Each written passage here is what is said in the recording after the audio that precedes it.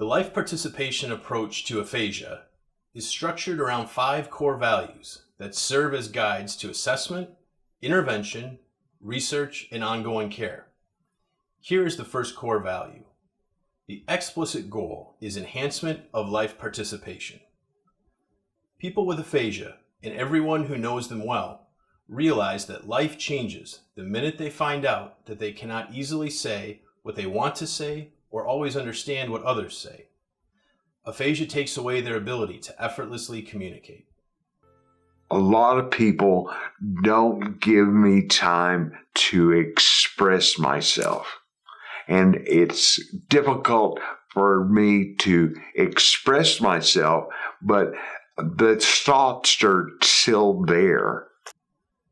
Aphasia makes it hard to easily talk with relatives, friends, colleagues, and healthcare providers. Typically, aphasia gets in the way of daily communication with everyone they encounter. Unfortunately, most aphasia treatment starts and ends with speech-language therapy that is limited in length by insurance. However, the life participation approach to aphasia is a therapeutic framework that treats the whole person. It's guided by a core value that measures success through life engagement and not only speech improvements. Let's hear from some people who have aphasia and their loved ones as they tell us their stories. People who have aphasia often describe their early days in the hospital as very confusing because they do not understand what has happened to them. They need someone to explain aphasia to them in a way they can understand. After my stroke in India, I did speech therapy for around 3 months. And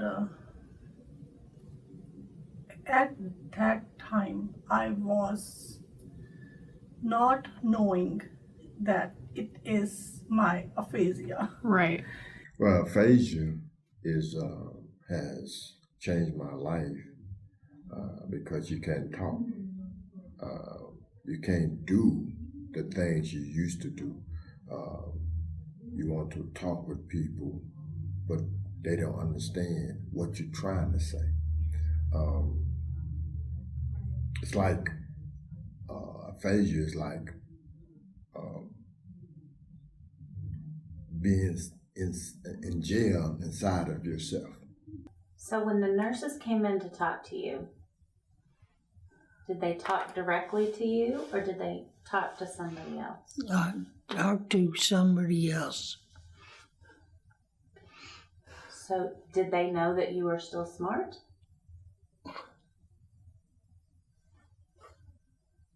No. I didn't have a chance to tell them smart. In order to make a valuable difference in the lives of people who have aphasia, we need to fully appreciate the extent to which aphasia interferes with their participation in a range of life's events. My aphasia changed my life tremendously. And before stroke, I was very active. I made movies. I was an actor. I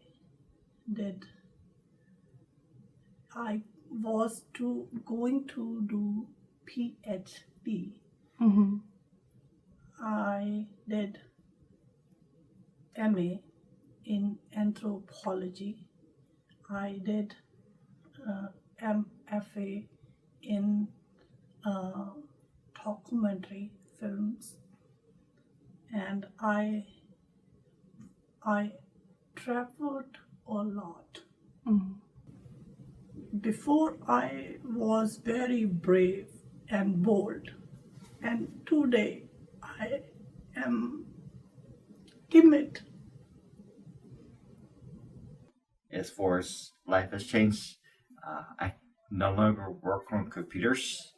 I can do some minor stuff, but not I think I have to think a lot harder in my head before I use my hands. In the initial stage following aphasia, a goal may be to establish effective communication with the surrounding nursing staff and physicians. At a later stage, a life goal may be to return to participation in the local community. I feel like it is a place where I can come where everybody is given the place to speak, and it is enjoyable. And I love the activities, and I met some very fine friends here. Toastmasters, thank goodness, is a good, and computer labs, oh, are best. But I don't, thank you, because it's a good. As service providers, the best way to help people who have aphasia is to enhance the chances they have to successfully participate in life. So I know it's a little bit difficult for you to answer right now, right? You don't have the words to answer. So I'm going to do this for you. Let's see if this helps. If I write this, can you see that says yes? Okay. And if I write this, this says no. Okay. Can you show me which one says yes? Great. Excellent. So I was asking you if you know anybody who's had a stroke. Anyone in your family, anybody you know has had a stroke? Yes, no? Yes. Remember that time, what happened for me, it's